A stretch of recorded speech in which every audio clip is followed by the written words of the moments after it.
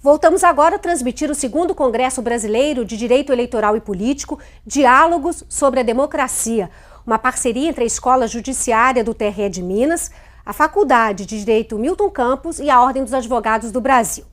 Agora a palestra é sobre criminalização da política, repercussões no processo eleitoral, com os expositores Vânia Siciliano Aieta e Adriano Teixeira Guimarães.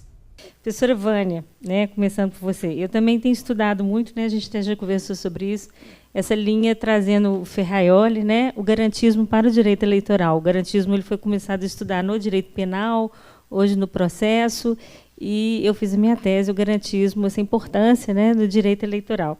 Eu li também muito o Mark Lilla, sobre as mentes naufragadas, e acho que tem tudo a ver com isso que você falou agora, nessa questão das redes sociais e tal. Então, o que eu queria colocar aqui para a gente abrir o debate é, primeiro, essa questão de que, será que realmente, como foi dito pelo ministro do Supremo Tribunal Federal, que o Supremo precisa também sentir a voz do povo, as decisões precisam ser de acordo, porque a gente fala muito desse moralismo eleitoral, mas será que realmente esse é o sentimento do povo brasileiro? Ou se isso não está vindo por causa dessas mentes naufragadas que estão surgindo em virtude dessa maciça imposição de ideias que as redes sociais formam, como diz a professora Vânia, esses idiotas que nós estamos formando, entre aspas, as palavras. E a segunda coisa, deixar para também o doutor Adriano poder ajudar na fomentação, é que me preocupa bastante, em consequência disso, essa intensa judicialização da política. Então, hoje, a gente fala, eu vejo, até na sala de aula, vejo nas ruas, fala, fulano quer ser candidato, e esse aí já quer roubar. Então, só por falar, a criminalização da política vem muito disso. E isso está gerando uma enorme judicialização da política. Então, são esses dois pontos que eu queria colocar aqui para fomentar o nosso debate. Eu adorei sua pergunta. Gostei muito. Pelo seguinte, quem tem que se preocupar com a vontade popular, quem tem que se preocupar com a voz do povo nas ruas, quem tem que se preocupar com os anseios da população, é quem é candidato. Porque os candidatos é que serão os representantes do povo nos parlamentos. Então, obviamente, eles têm que estar, para uma melhor representação, o mais próximo possível da vontade do povo. E isso a gente não vê. A gente vê um divórcio, muitas vezes acentuado, entre a atuação do representante, a atuação do parlamentar e a vontade do eleitor. O político ele tem que se preocupar com os desejos populares. O juiz não. Ao meu sentir, o juiz não tem que se preocupar em nada com o que o povo quer. Com toda a licença ao ministro, inclusive foi meu professor de processo civil, é meu colega, professor da UERJ, tenho por ele um carinho assim imenso, somos amicíssimos, mas ele está errado, porque juiz não tem que se preocupar com a vontade do povo. Juiz tem que se preocupar no cumprimento do ordenamento, fomentando aquele ordenamento da melhor forma possível, dentro de valores republicanos, com a sua consciência, mas dentro dos limites impostos pelo ordenamento, como eu falei ainda há pouco, impulsionando o direito, mas sem criar direito. O direito é impulsionado pelo talento do magistrado, mas o magistrado não pode criar o que o legislador não criou. Há um limite, sob pena de nós cairmos no perigo de termos legisladores que não foram legitimados para tal. Agora, quem tem que se preocupar com voz do povo é deputado, é vereador, é quem vai ser candidato. e precisa estar em consonância com seus eleitores. Eu não teria, na verdade, nada a acrescentar, eu só concordo com a professora.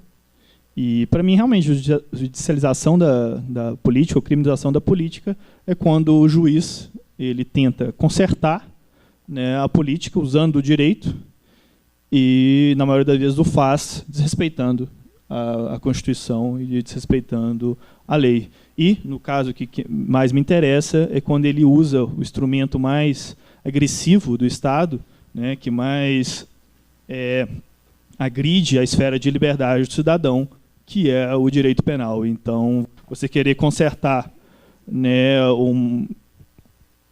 uma situação política indesejada através do direito, ainda mais encarcerando uma pessoa, isso realmente é muito grave. E, principalmente, querendo passar uma mensagem para a população ao arrepio da Constituição, ao arrepio da lei. Eu até queria fazer uma brincadeira com todas as vênias, mas é um fato, pelo menos, eu não sei aqui em Minas Gerais, mas no meu estado, o Rio de Janeiro, eu vejo com frequência. Juiz no alto de carro de som, na praia de Copacabana, conclamando o povo para a posição A ou B. Isso é um absurdo, né?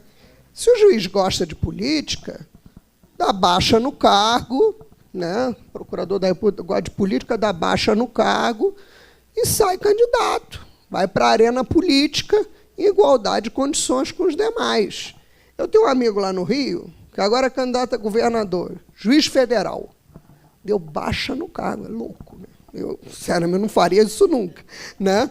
Mas ele, né, diz que tinha a veia política, que ele gostava daquilo, que ele queria se dedicar à política, está se candidatando a governador, falou para mim, até porque veio me procurar como advogada. Eu fiquei olhando para a cara dele atônita, né, com aquilo, deu baixa no cargo, juiz federal, disse que é candidato a governador. Eu não faria o que ele fez, mas eu achei de uma coragem, de uma correção. Ele falou, Vânia, eu quero me dedicar a isso. Já não, a magistratura, para mim, era uma camisa de força. O cara vai ser feliz, está ali, vai fazer o que quer. Agora, não pode juiz, né, procurador da República, cara que está julgando os políticos, né, dando promoções, né, em processos, né, no alto do carro de som Copacabana, conclamando a posição política A, B ou C, não importa qual, aí o problema não é nem esse. Mas determinados cargos têm impedimentos, né, impedimentos até regimentais, né, tem toda uma liturgia de recato, né. Eu, como, né, já estou com uma certa idade, eu sou do tempo, né, que não se via magistrado, promotor de justiça no alto do carro de som, né, fazendo comício. Falando fora dos autos, né, dando entrevista sobre o caso. Exatamente. Né? Então, no Facebook, não, esses páginas do Facebook, os caras botando... Vocês devem ter observado pelos jornais aquele incidente com a desembargadora no Rio de Janeiro, né, de uma infelicidade impressionante ali no assassinato lá da parlamentar. Então, são coisas desnecessárias, né, a uma pessoa que está numa outra posição e que precisa até dessas blindagens. Essas blindagens são necessárias para a proteção da magistratura, ao meu sentir, né? Então, são mundos diferentes. Não dá para... Né? Nós temos agora juiz militante, né? Outra coisa que eu acho equivocada, claro, né? Eu acho que a polícia pode falar, o Ministério Público talvez, mas muitos juízes, até para justificar, né, auxílio moradia, etc., falam em combate à corrupção. Juiz não combate nada. Juiz julga.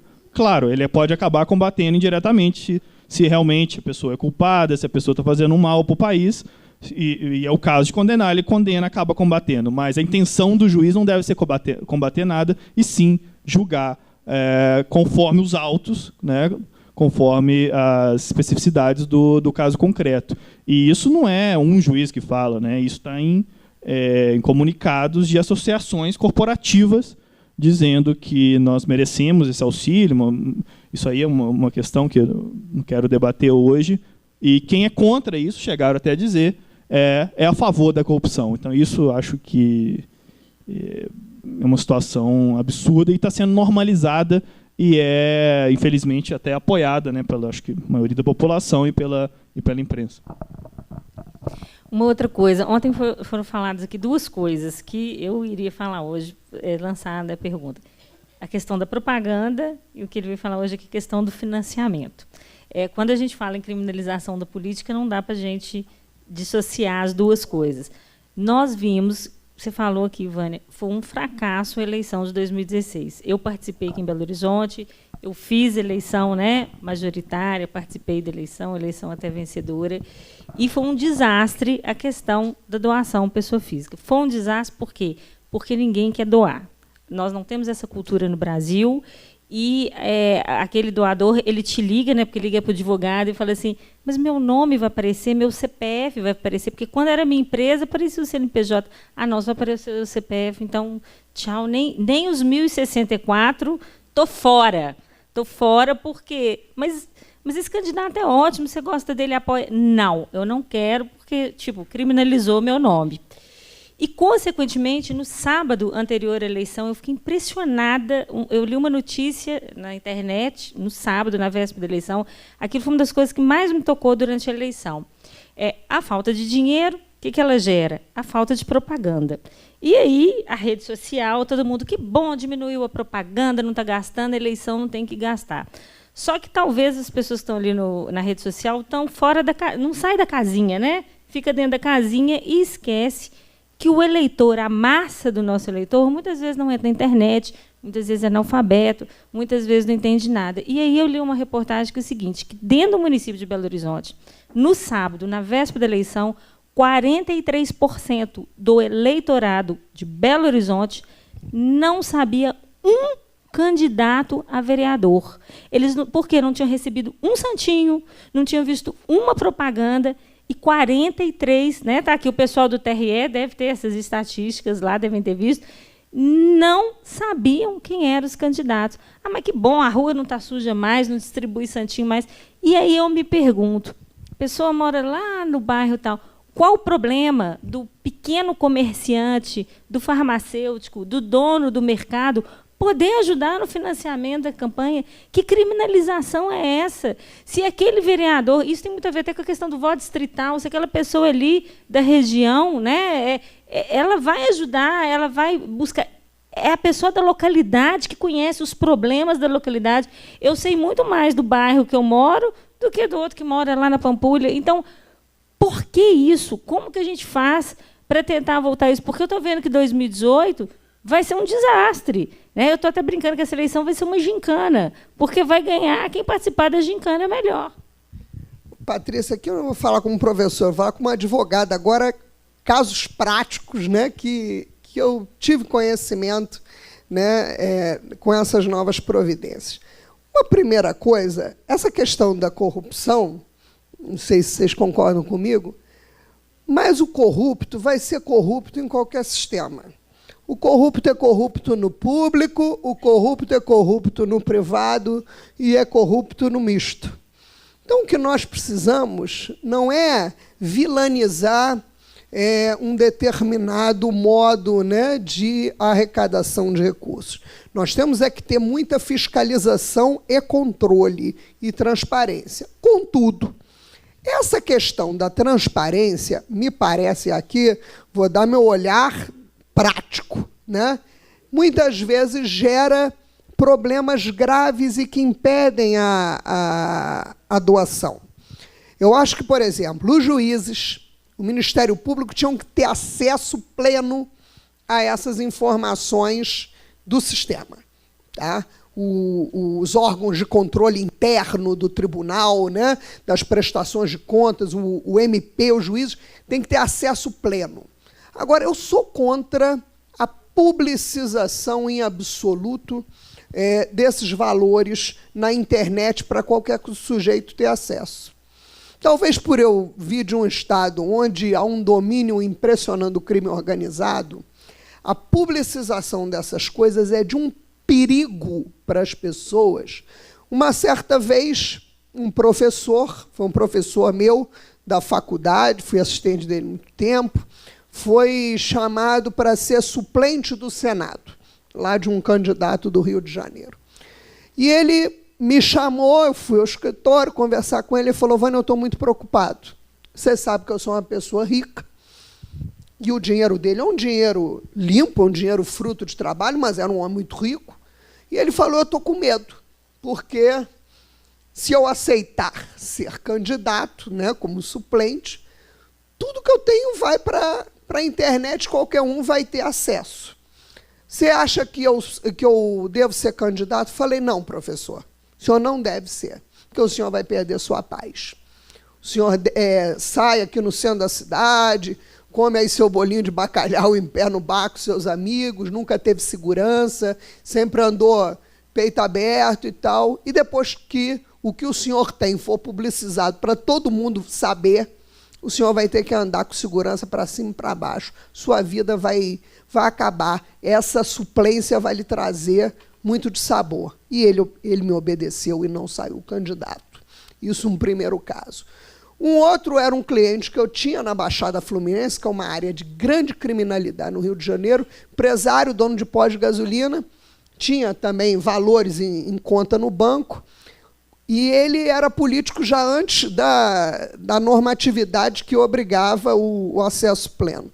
Quando publicizou, ele disse assim: doutora Vânia, e aí, como é que eu vou fazer? Ué, tudo que o senhor tem vai para a internet. Ele falou: eu vou ser sequestrado e morto quando publicizarem esses valores. E a senhora sabe que minha vida, esses valores não são de corrupção, são de nada, são da minha atividade empresarial, dos meus pós de gasolina. Eu falei: mas infelizmente vai ser tudo publicizado para qualquer um ver na internet. Aí ele: mas isso é errado. Eu falei: eu também acho. Eu acho que quem tinha que ver isso era o juiz, era o Ministério Público, eram os órgãos de controle, mas qualquer sujeito tem acesso a essas informações. Isso gera um impeditivo para a doação, porque você tem ali os dados do doador, né, a vida da pessoa fica exposta. Aí, se o cara deu lá 30 mil para o candidato, por que, né, não pode também me dar um valor tal? Ainda começa uma massa de pedintes atrás da pessoa, né, que fez a doação.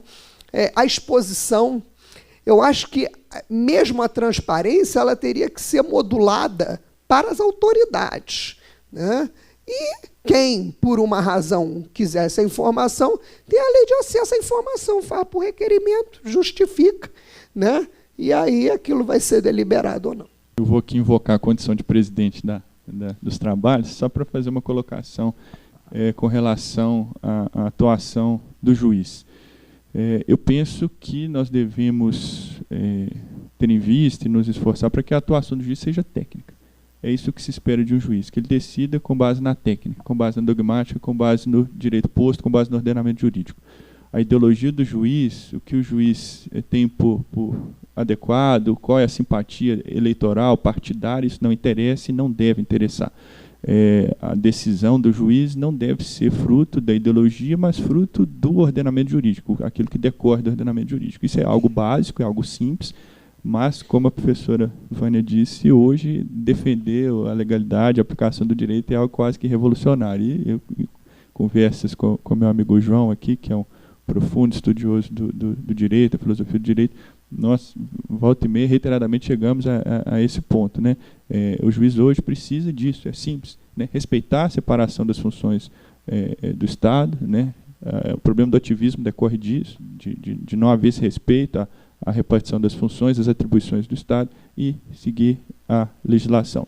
Em relação à postura fora dos autos, existe um código de ética da magistratura, que não é só um adorno, não está ali simplesmente para completar, né, o conjunto de normas que integram o nosso ordenamento jurídico. Está ali para ser observado, para ser seguido. O juiz tem restrições severas com relação à sua postura pública e com relação à forma como conduz a sua vida, inclusive no âmbito privado. Então, essas restrições devem ser observadas. Se isso for feito, eu acho que nós certamente estaremos num estado de coisas muito melhor do que o que vivemos atualmente.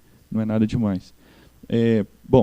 Feito o registro, eu gostaria de repassar uma pergunta que foi formulada pelo Rogério Rezende, a quem eu agradeço pelo questionamento, endereçada ao professor Adriano Teixeira. A pergunta é a seguinte: a eleição e posse do candidato seria condição essencial para a ocorrência do crime de corrupção? Seria um pressuposto da doação irregular de campanha? Assim, respondendo de pronto, eu diria que a eleição é requisito, mas a posse não. Por quê? Eu vou ler aqui o artigo 317 do Código Penal, que é onde está o crime de corrupção passiva. Hoje em dia está meio demodê ficar citando a lei, né? Mas, infelizmente, ou felizmente, é o que a gente tem que respeitar. Então, diz o artigo 317. Solicitar ou receber para si ou para outro, indireta ou indiretamente, ainda que fora da função ou antes de assumi-la, mas, em razão dela, vantagem devida ou aceitar a promessa de tal vantagem, pena reclusão de 2 a 12 anos e multa. Então, aqui está bem claro que pode haver corrupção antes de o futuro, né, funcionário público assumir. Mas eu acho que deve haver um limite, né? Você não pode, por exemplo, punir uma pessoa que no futuro ele está estudando para o concurso público e diz para o amigo dela: olha, se eu passar no concurso, eu vou ajudar a sua empresa, né? Ou mesmo o candidato. Então, eu diria que a eleição é pressuposto, sim, da corrupção, mas a posse não. Eu diria que a posse, esse lapso temporal, né, entre a eleição e a posse ou a diplomação é justamente o que a lei quis alcançar. Agradeço a resposta, professor Adriano, e faço agora transmito uma pergunta que foi formulada pela Núbia para a professora Vânia. A pergunta é a seguinte: como compatibilizar o papel do juiz na promoção da pacificação social dos conflitos, escopo maior da jurisdição, e a afirmação da doutora Vânia de que o juiz é juiz, não deve dar satisfação à sociedade, podendo apenas aplicar as leis?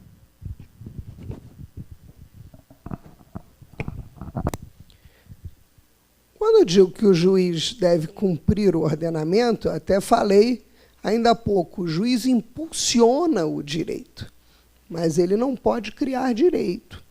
Há limite na interpretação. Quando nós pensamos em interpretação constitucional, e o direito eleitoral é uma subespécie do direito constitucional, nós temos um tripé: o texto, o contexto e o intérprete. O texto são as fronteiras da norma concreta, né? O juiz não pode fugir daquilo, né? O contexto é exatamente esse momento, né, em que ele pode e deve impulsionar o direito com o seu talento, com a sua expertise, vendo toda a conjuntura que a norma está inserida, né? Fazer uma interpretação em consonância a toda a Constituição, a todo o ordenamento jurídico disponível. Um bom intérprete faz milagres, né, com a sua interpretação. Mas o terceiro elemento, que é o elemento que eu digo que nós temos que ter o cuidado. Quem é o homem ou a mulher por trás da interpretação? É um sujeito com conceitos, com preconceitos, com idiosincrasias, que carrega consigo um legado pessoal, ali, uma trouxinha, né, de valores, né, de êxitos, fracassos da sua vida. Tudo isso se manifesta na interpretação se o juiz não for, conforme, né, muito bem disse o doutor, vigilante na sua atividade, né? Ele, naquele momento, ele deve ser o juiz. E, muitas vezes, o juiz vai ter situações que ele vai julgar até contra a sua vontade, na medida em que ele, né, poderia até, na sua individualidade, desejar um vetor interpretativo, porém, o ordenamento jurídico o conduz para um outro vetor interpretativo. Não sei se responde.